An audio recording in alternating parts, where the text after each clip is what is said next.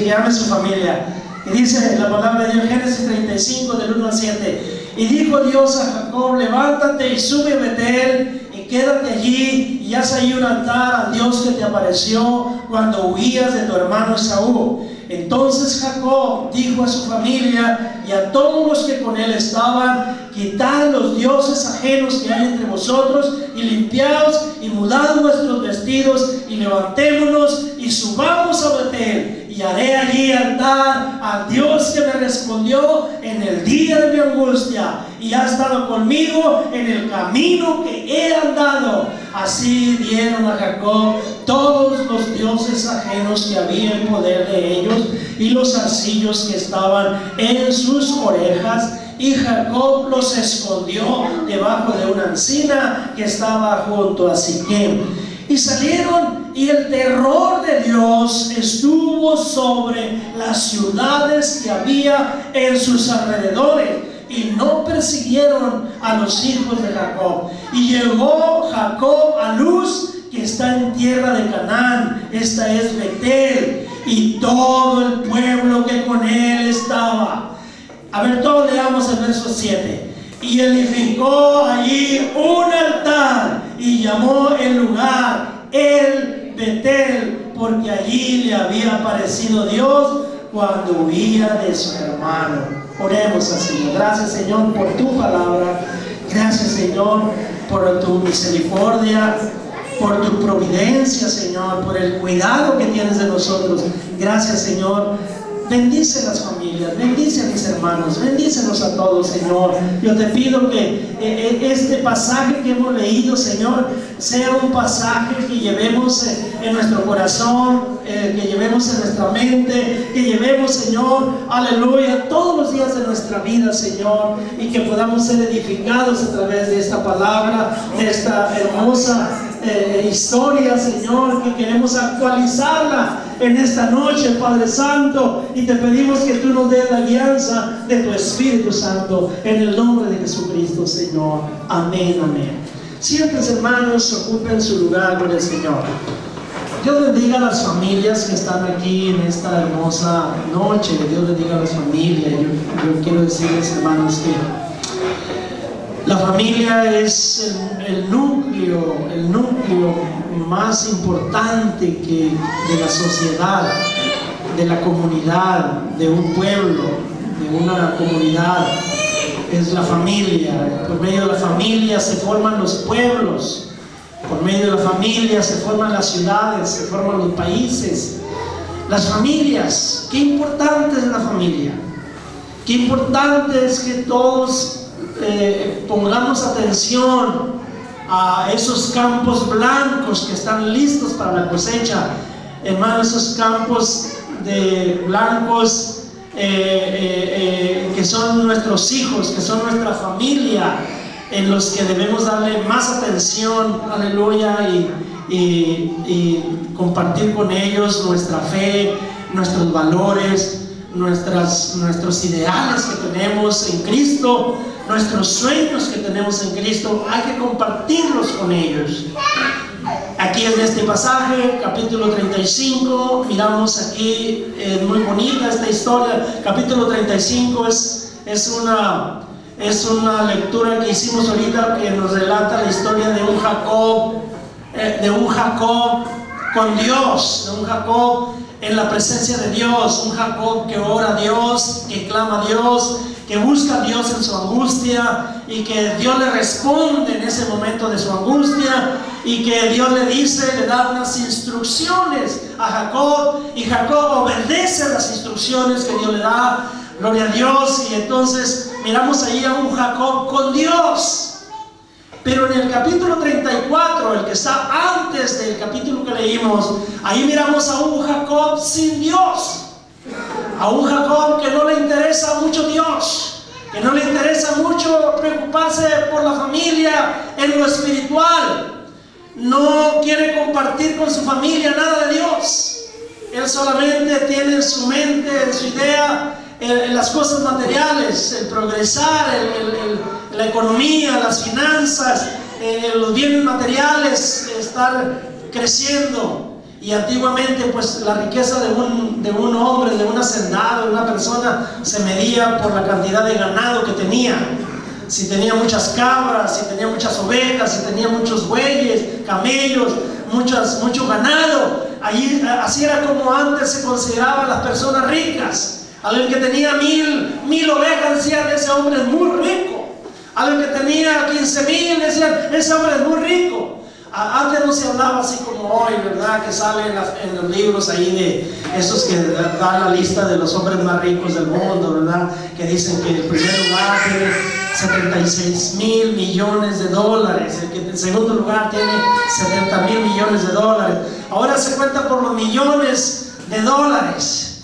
Y los países también, se mide la riqueza del país por las reservas que tienen en el banco, para poder manejar su moneda, su dinero, su peso o su dólar o su moneda que se usa. Ellos tienen que tener una reserva allá para poder decir, mi moneda vale tanto. Y allá está en el Banco Mundial, ahí están las reservas en oro.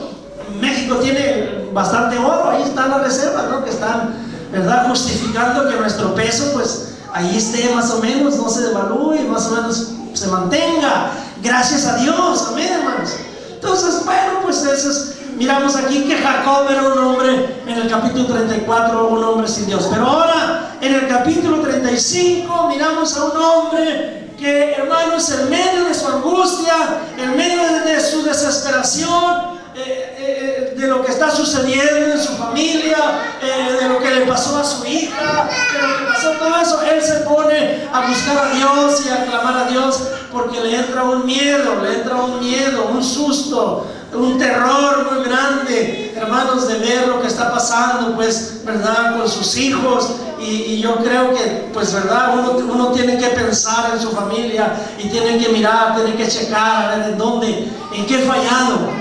¿Qué me falta? ¿Qué necesito? ¿Por qué mi hijo anda mal? ¿Por qué mi hijo no asiste, busca a Dios? ¿Por qué mi hijo no se esfuerza? ¿Por qué mi familia no está en la iglesia? Tenemos que estar pensando, preguntarnos y decirle, Señor, ayúdame, te necesito, mira a Dios, aleluya. Y aquí está un Jacob clamando a Dios, desesperado. Hermanos, termina el capítulo 34 con un Jacob lleno de angustia, lleno de miedo, lleno por la masacre que hicieron sus hijos Simeón y Leví, los dos hijos de Lea, los hermanos la única hermana que tenía, Dina, la única hermanita, era la más pequeña, era la número 7 de los hermanos.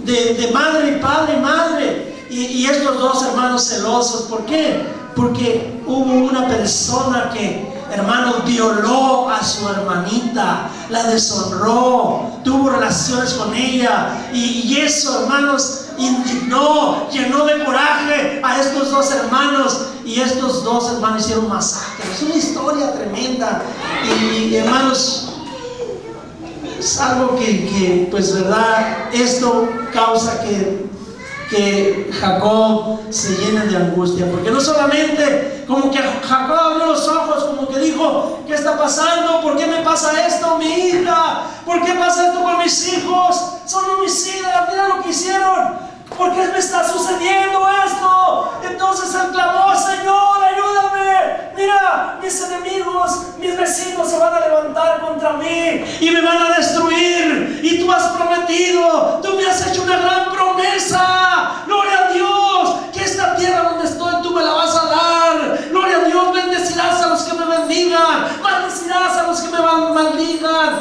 Y por medio de mí tú vas a bendecir a todas las naciones. Esa es tu promesa, Señor. Pero ¿qué está pasando? Ayúdame, ten misericordia de mí. Mira a mis hijos, Señor. Yo no estoy conforme con su actitud. Yo no estoy conforme con eso que pasó, Señor. Perdóname si te he ofendido, si ha pasado todo eso, perdóname. Hermanos, Jacob en ese momento, cuando está en el momento más difícil de su vida espiritual, de su decadencia, allí oye la voz de Dios. Oye, escucha la voz de Dios. ¿Cuál Dios? El Dios que se le apareció allá en el monte, en Betel, cuando huía de su hermano Esaú. El Dios que estaba sentado sobre un trono y que ángeles descendían y subían, gloria a Dios. El Dios que le dijo: mira, Jacob, aleluya, gloria a Dios, yo voy a estar contigo donde quiera que tú vayas. Yo voy a estar contigo. Yo te bendeciré. Esta tierra donde tú estás acostado, aquí va a ser para ti, para tu descendencia después de ti. Te bendeciré. Ahí Dios le habló. Pero Jacob, habían pasado aproximadamente, hermanos, casi 25 años. Jacob no había ido al monte, a ese lugar donde tuvo esa experiencia, donde tuvo ese sueño, donde se levantó y despertó y dijo: cuán terrible es este lugar. No es otra cosa más que casa de Dios y puerta del cielo. Aleluya, gloria a Dios. Tembloroso Jacob se fue, hermano, siguió su camino, pero él no había escuchado la voz. No había escuchado la voz. Habían pasado muchos años desde que Jacob se convirtió al Señor, se bautizó, se convirtió, aleluya, le hizo una promesa al Señor, hizo votos delante de Dios: Señor, si tú eres conmigo, si tú me llevas, si tú me bendices donde voy, de todo lo que me dieres, el diezmo apartaré para ti. Aleluya. Todos esos votos, hermanos, cuando está en ese momento de la angustia, desesperado, el capítulo 34 termina con la angustia, con la desesperación, con la oración, con el clamor. Y en ese momento entra el capítulo 35, ahí el versículo primero, Dios se le aparece. Y dijo Dios, ahí está la respuesta. Dijo Dios a Jacob: levántate y sube a Betel y quédate allí. Aleluya. Hermanos, Betel significa casa de Dios, puerta del cielo. Dios le estaba ordenando a Jacob y le dice: aleluya, levántate de tu condición, levántate de tu situación, levántate de esas circunstancias. No puedes seguir así. Las cosas te están saliendo mal. Mira tu familia, mira tus hijos. Levántate y sube, porque hay que subir. Hay que subir. Cuando tú vienes a la casa de Dios, a la iglesia, hermano, tú estás subiendo. Aleluya, gloria a Dios. Y Jacob se levantó y subió a Betel. Y Dios le dice: y quédate allí. Quédate allí en la casa de Dios. No le dice: entra y sal, ve cuando tú quieras. Mira, allá, ven cada mes, ve allá cada 3 meses, o ven cada año, o mira allá dentro de 25 años. Jacob tenía 25 años que no subía a Betel, no subía a la casa de Dios. Y aun sin embargo, Dios en su misericordia no lo olvidaba, no lo abandonó. Cuando más desesperado estaba en la angustia, hermanos, allí en ese momento de angustia, hermanos, si tú no has llegado a ese momento de angustia, el Señor escucha la oración de los que están en angustia, de los que están en la prueba, de los que están luchando. En ese momento, si tú clamas a Él, como dice su palabra: clama a mí, yo te responderé, te enseñaré cosas grandes, dificultosas que tú no sabes. Y entonces ahí Dios le dice, le está dando instrucciones. Mira, yo tengo la respuesta para que tú salgas de esos problemas. Yo tengo la solución, yo tengo el consejo. Vas a hacer lo que yo te digo. Levántate y sube a Betel y quédate allí. Pero no nomás quédate allí, haz un altar a Dios, al Dios. Y luego le recuerda: al Dios que se te apareció cuando huías de tu hermano Esaú. Qué hermoso, ¿no? Dios le está recordando cuando la misma angustia que sentía cuando venía huyendo de Esaú, la misma angustia que le trataba de esconderse, que buscó un monte y allá trató de esconderse en ese monte, angustiado porque sentía. Así pasa el delirio de persecución. Fíjense que dice que dice en Proverbios que el impío huye sin que nadie lo persigue. El impío huye sin que nadie lo persiga. Si tiene un delirio medio de persecución. Por eso los que traen maldad, los que traen pecado, por ejemplo, alguien que sienten que anda la policía atrás de ellos y miran cualquier carro y ahí están, piensan que los está siguiendo cualquier persona, eso es policía, y solitos se dan, rapidito se descubren, se ponen nerviosos y empiezan ahí, los para la policía, llega alguien